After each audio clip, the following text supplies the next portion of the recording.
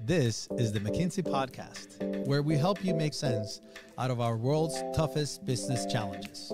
Welcome to the show. I'm Lucia Rahili. And I'm Roberta Fasaro. 40% off, anyone? 2023 has been a year of promotions, more than usual. Today, we feature an episode from the McKinsey on Consumer and Retail podcast. Guests and McKinsey partners Colleen Baum and Tamara talk about their new report, U.S. Holiday Shopping 2023, Consumer Caution and Retailer Resilience. They say that this particular season, the typical American consumer is holding out for deals. Thanks for joining us, Colleen. Great to be here. Thanks, Monica. Glad to have you with us again, Tamara. Great to be here, Monica. Thanks. What are the 2 or 3 biggest differences in how U.S. consumers are shopping for the holidays this year compared to last year? Consumers are very much in a trade down mood. We thought they were trading down last year because they told us. What's interesting for this year, which we did not expect, is that they're trading down even more, although they're actually in a pretty decent, the average consumer is in pretty decent financial shape, but there's more pessimism. Consumers are trading down because they're worried about what might come next. A second difference that we're seeing is that consumers, rather than rushing to the shelves and rushing to their phones and websites to buy something before everything runs out, are instead lengthening the holiday season, thinking about, number one, when can I get the items that I want at the best price possible? And we're seeing some consumers say, I'm going to shop earlier because I think I'll get things at better prices earlier. And other consumers saying, I will shop later because I think that's when the best deals will be. So that is a huge difference this year, that the holiday season, as you said, started early and will end late. We think it's just going to be longer this year. A third difference is that before the holidays, we had a huge shift of consumer spend to travel and experience and in some ways self-care. I think that's right, Tamara. One thing I'd probably build on if we think about differences from last year to this year is 23 has been a year of promotions. In a lot of ways, it has felt like a continuous run of promotions. And we'll have to see retailers acting slightly differently or putting more urgency on consumers in order to get them to transact and make that purchase. I think we do expect a significant amount of waiting and monitoring to find the exact best price, while at the same time having some concerns about product availability, as well as getting it on time and ideally free. The one other big note that I'd say from last year is we're starting to see younger consumers really lead on new shopping behaviors. So specifically, much heavier emphasis on same-day delivery, much heavier emphasis on buy now, pay later, as well as some willingness to pay for those types of conveniences and fulfillment options. What retailers have been able to offer in terms of paying in installments and specifically buy now, pay later is really interesting, especially to the younger generation. So we see over 50% of Gen Z saying that they think they will use buy now, pay later in their holiday shopping. So thinking about not only what you're providing, but then also how consumers are going to feel like they can afford it will be really important this year.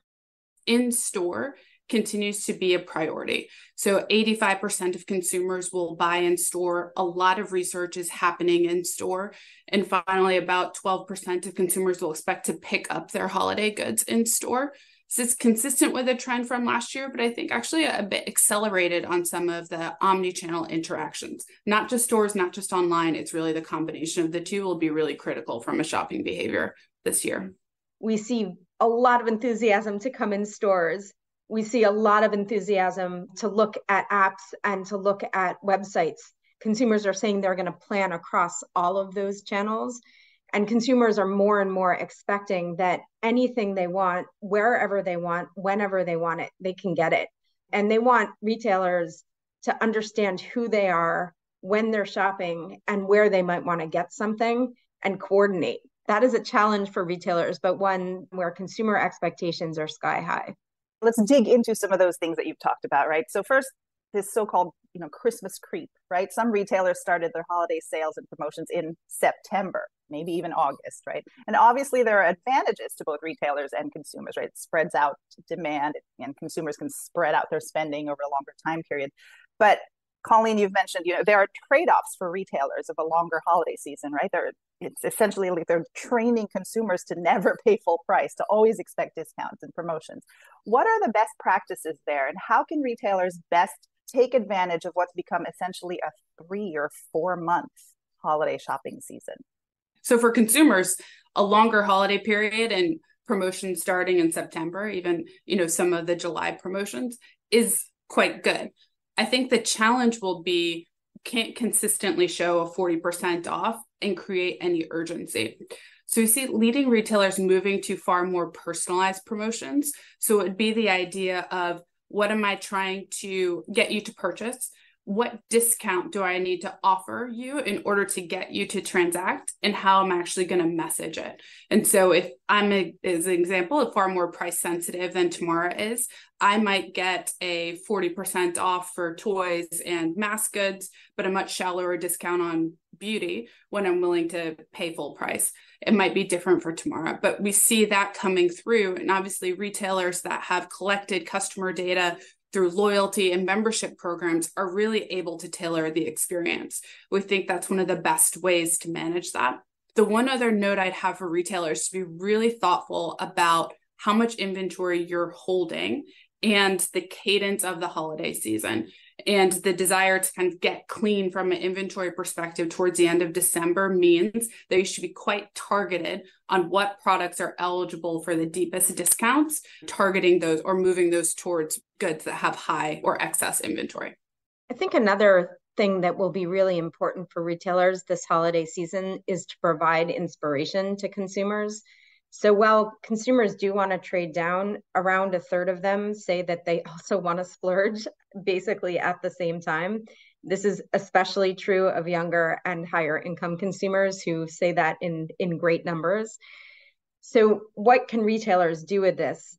Thinking about how to inspire consumers. So for example, there might be a lot of consumers who want their houses to look fantastic for their in-person celebrations and might not want to spend as much, but love the idea of engaging their kids, putting crafts together and making something really special for a holiday celebration, putting out Instagram videos on that, putting out YouTube videos saying like, here's how you can assemble things to make the best possible holiday season, can create a sense of urgency and a sense that consumers want to spend and there's a reason to spend. And then they can be paired with, as Colleen said, personalized promotion to say, hey, have you thought about this product? Have you thought about what you could do with this product? We do think that will be extra helpful this year in helping consumers navigate when they're going to trade down and when they're going to spend. So, right. Okay. So trading down, like you said, 79% of consumers are doing it, whether that's like by seeking out lower priced options or buying smaller pack sizes or shifting to private label, right? So consumers are looking for value. And as they become more careful and selective about what they buy, as you've said, personalization becomes more important. What are some of the best retailers doing on that front? And what does it take to sort of supercharge personalization? Are they using new technology? Are they hiring more people? Are they using different channels to personalize? Maybe say a little bit about what's working out there. What's working from a personalization perspective is really starting from a quite strong data foundation. We found over the last 12 to 24 months, retailers continue to invest behind data. Some of that is going into the media networks that we're seeing across the vast majority of the top 25 retailers, but they're also targeting or using that to think about personalization across the full end-to-end shopping journey. So, Monica, when you log in, what type of assortment should I show you on the homepage? How often am I talking to you and over what mediums? How much email, how much Instagram and Facebook, how much pop-ups in your app? Really thinking in a exhaustive way how to impact and drive your consumer journey.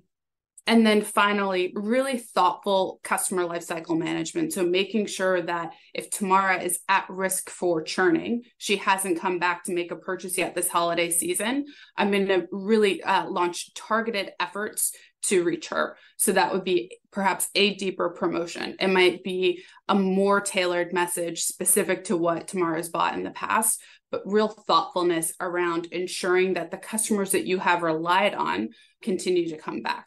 I think that's particularly important for this holiday season. Just as folks trade down, they're more willing to switch retailers or consider new products. And so if you're the retailer who had the spend previously, that high degree of personalization and tailoring will be important to retain customers and continue to drive lifetime value. Retailers who are doing this well have gathered a lot of data about their consumers. So how many of them and which ones of them are opening which emails are drawing people in, which are not.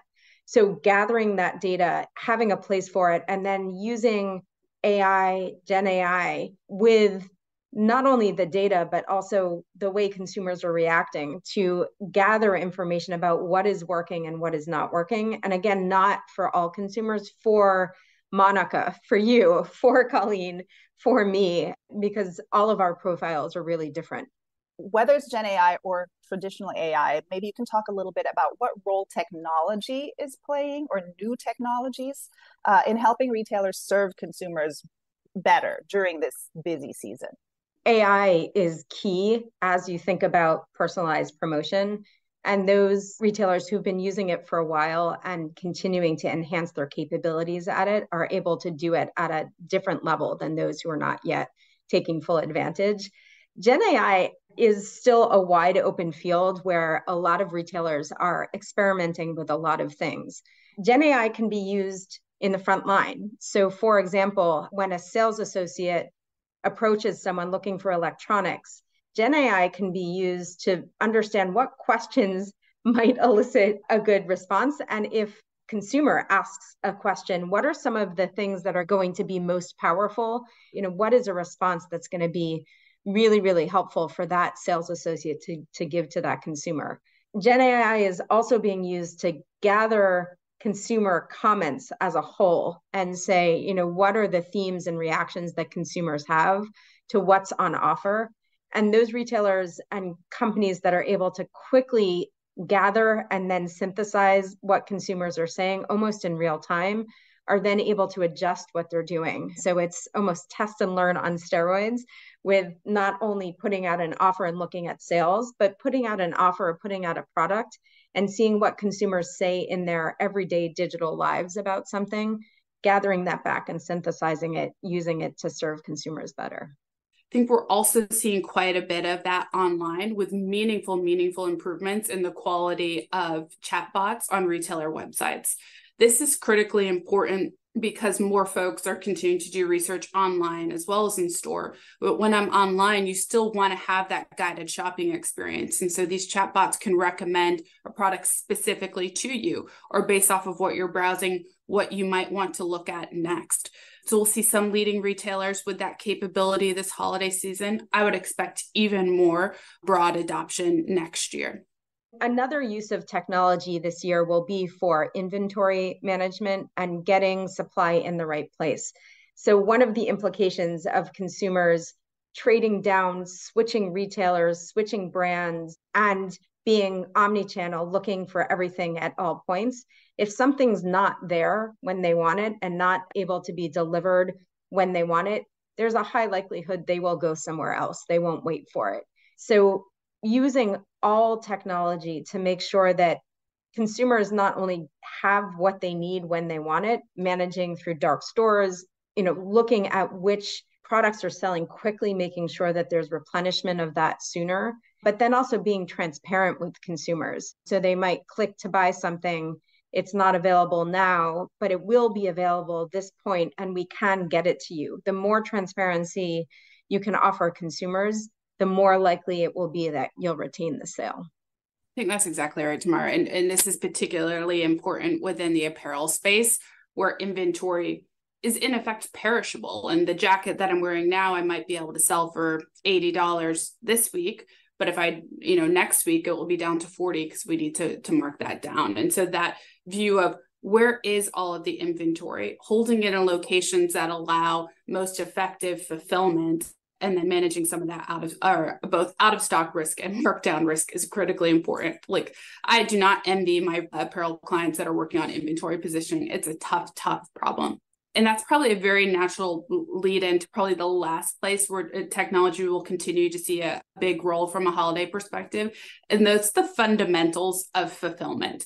And so given the combination of inventory positioned all through the retailer supply chain, greater focus on speed and fast fulfillment in continued shopping online means that retailers who haven't yet invested in automation, haven't yet invested in robotics, will feel far more pressured than those that have really state-of-the-art, each picking online fulfillment locations. What are the sort of delivery dynamics this year? So we're not dealing with like the severe supply chain disruptions like in years past, right? Are you anticipating that people will buy more online and trust that it'll get shipped to their homes, or will there be more curbside pickup or BOPIS, right? Buy online, pick up in store. And what's the willingness to pay for same day or next day delivery? We'll see people continue to shop in store and take purchases home with them. But for those that are shopping online, the big differences, I think, last year versus this year is a tick up in next day delivery and same day delivery. So about 32% of consumers expect to use some version of expedited fulfillment. And that expedited fulfillment is a challenge for retailers that do not have a national distribution network unless they're using their stores. And then we absolutely will have about 12% that will continue to come in store to pick up. That is a preference based off the category, particularly high value electronics. We continue to see picked up in store to prevent theft. Sometimes you want to look and feel and make sure the product is exactly what you had in mind. So that 12% is quite important. And when you look overall at Gen Z millennials, over 50% are saying that they're willing to pay more for expedited delivery. What we certainly see during the rest of the year is likely to be true as well. Sometimes this is, I'll add something to the cart so I can get it faster, and I might buy more just to make sure I'm not paying for shipping. That might be what actually happens. But what we are seeing is that there are more and more consumers saying, listen, during the holiday season, I understand there might be times I don't find what I want till, right before I need it, and I'll pay to get it in the time frame I need. One more thing with respect to fulfillment methods, particularly if we take more of a retailer angle and a cost lens, fulfillment in store, so having someone come into your location, is by far the most effective means of online fulfillment. You also have the added benefit of when I get someone physically into my store, there is a good chance that you'll remember, oh goodness, I forgot XYZ, let me add that in. And oh, that would be really nice for so-and-so. What is interesting and came out of the survey is that for folks that decided to do curbside or in-store pickup, 44% of the time, it was because they got a targeted promotion or the ability to earn extra points by coming into the store. And so that's certainly something that retailers should consider as we think about that holistic end-to-end journey and the right level of personalization, the right amount of promotions. Consumers are responding to offers that drive them into the store. So you've both now, alluded to differences between demographic groups, right? So say more about those. Gen Z, for example, expressed some preferences, according to the survey, that are different from those of older consumers, right? For example, Gen Z ranked quality as a slightly more important consideration to them than price when doing their holiday shopping. And Gen Z is also the cohort that saw the largest decline in intent to splurge. What's going on there? So I think one of the things always to think about when we see surveys is that what people say and what people do are not the same thing. But what we do see with Gen Z and millennials to a certain extent, but definitely with Gen Z, is that there's a lot of excitability and a lot of openness to change. And our Gen Z and millennials say both that they're going to trade down more and that they're going to splurge more. They're just more movable. But one thing we see that they say, and we think they are doing very differently, is how they're engaging in omnichannel. So the number of Gen Z and millennials who say that they're using social media as inspiration is a lot higher.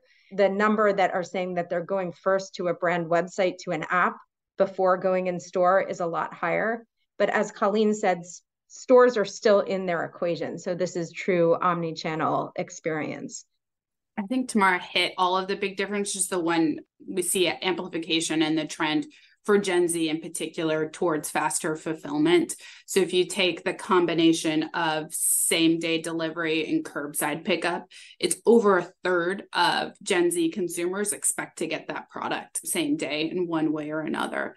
Only about a quarter are willing to tolerate multiple day delivery, which has become the standard. And so it is some combination of I bought it, I want to get it quickly in my hands. The other is the younger consumers want to see when the product shipped, exactly when it's coming. It adds to that immediacy.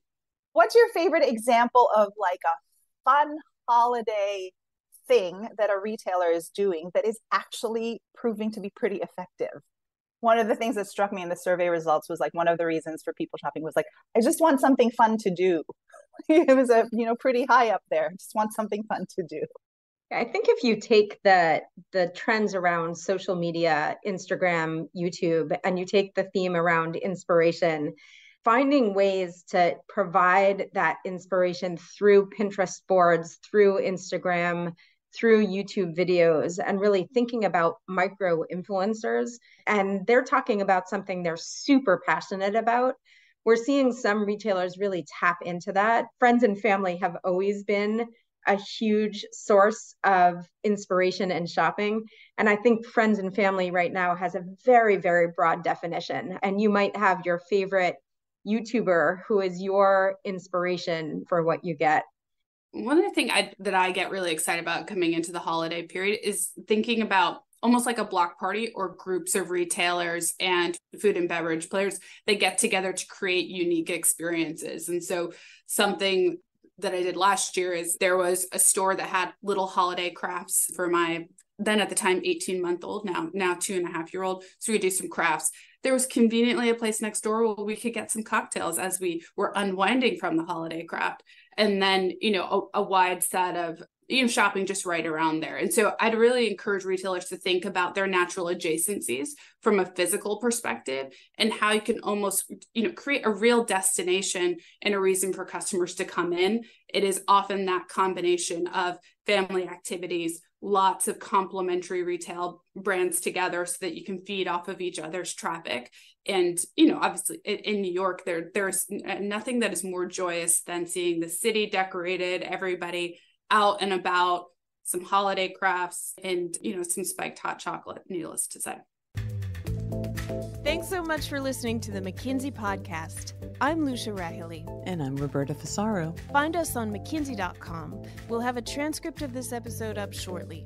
And download the McKinsey Insights app, where you can find this podcast and other helpful content updated daily. If you enjoyed the show, we'd love for you to leave a rating and a review. We'll see you in 2 weeks.